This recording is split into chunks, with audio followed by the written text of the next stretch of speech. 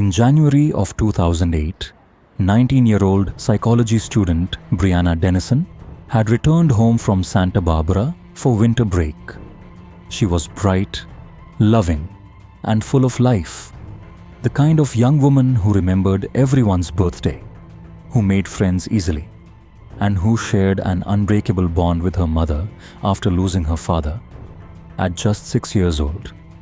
On the weekend of January 19th, she stayed with her childhood friend Katie, whose house sat near the University of Nevada campus.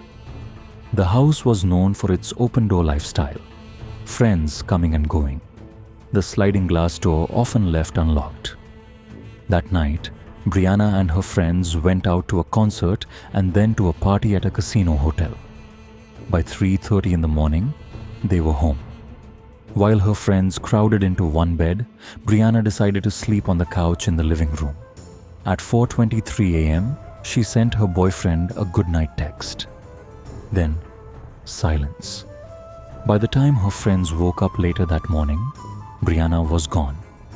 At first, they thought she might be in another room, but her phone, shoes, purse, and even the blanket she had been sleeping with were all still inside the house.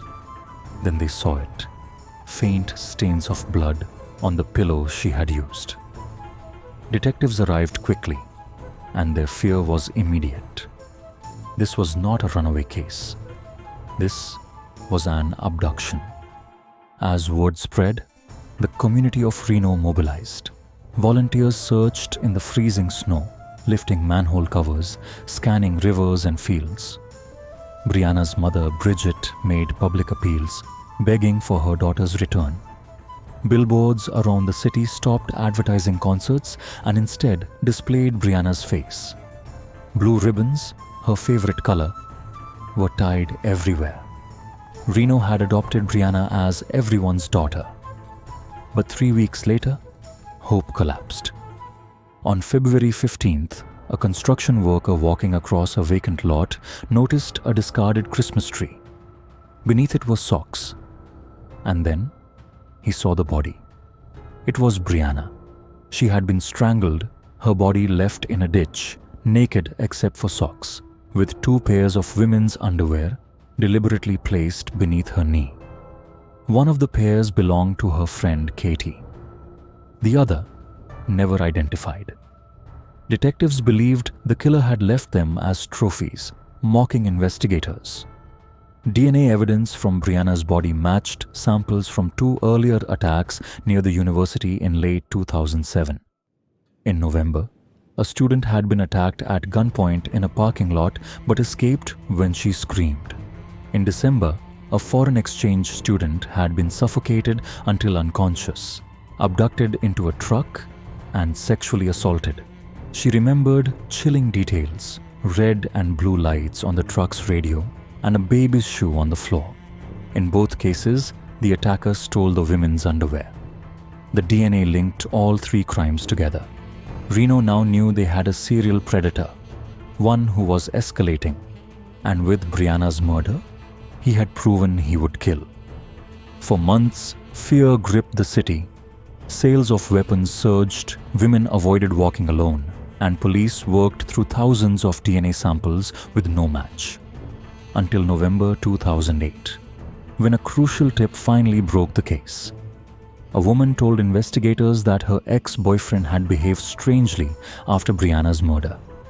She had found women's underwear in his truck, and soon after Brianna's body was discovered, he had suddenly fled Reno and sold his vehicle. His name was James Michael Biela. Biela, a 27-year-old ex-Marine and construction worker, had a disturbing history.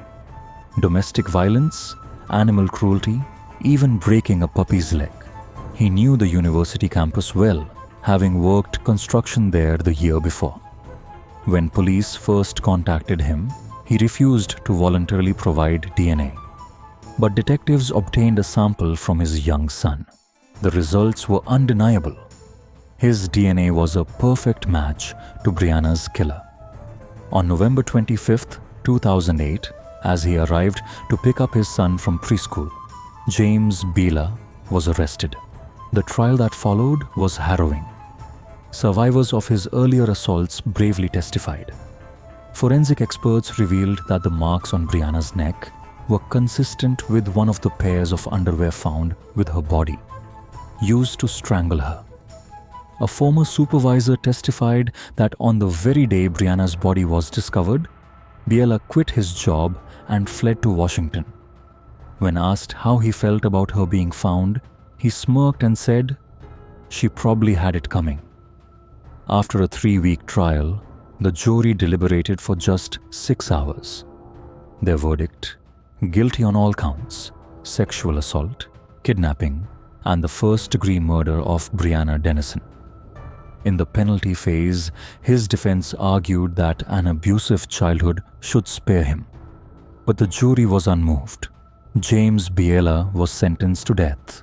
To honor his other victims, he also received additional life sentences for the previous assaults, ensuring that even if his death penalty was overturned, he would never walk free again.